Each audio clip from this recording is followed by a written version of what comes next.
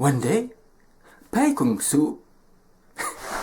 Chinese people will laugh listening to how I pronounce Chinese name with a French accent telling a story in English. Well, one day Pei Kung Tzu visited Simon Tzu. The two men were friends since childhood, but because of different things that happened in their lives, they hadn't seen each other for a very long time. And when Pei Kung Tzu arrived at Simon Tzu's house, he said, I don't understand. We have been at the same school. We grew up in the same village, in the same environment. We've got the same education. We live in the same times. And everything seems to be going your way, and I'm always stopped by obstacles. How come? When you're walking in the street, people recognize you, and they come up to you to greet you. They don't even see me.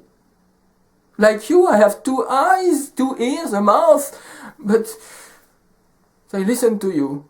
They ignore me. We often have the same opinion, and when you speak your mind, they repeat what you say, they agree.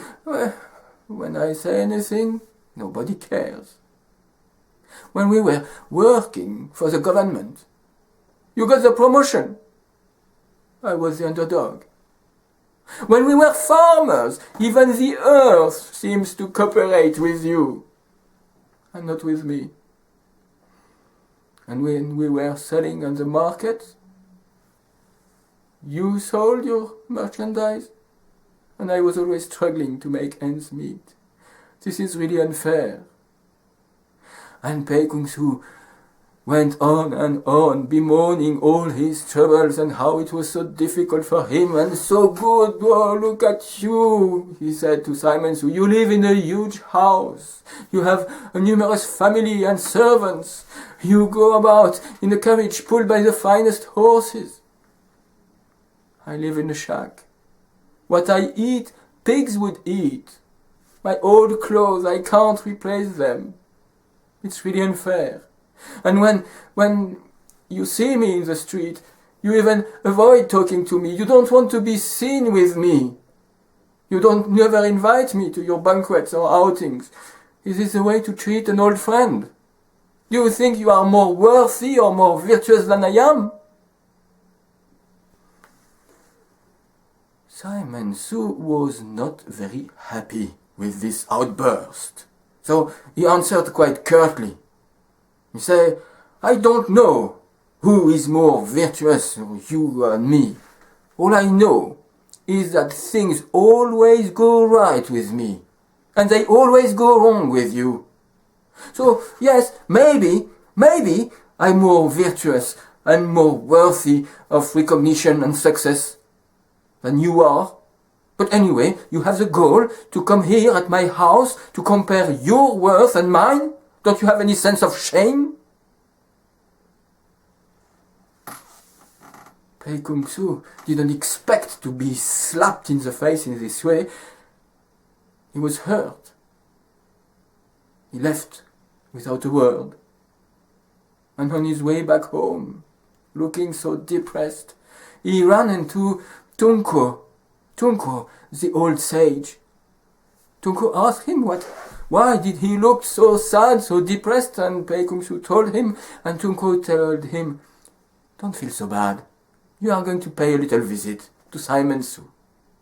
And they went, and when they were there, Tunko asked Simon Tzu, why did you insult your friend? Why did you hurt his feelings?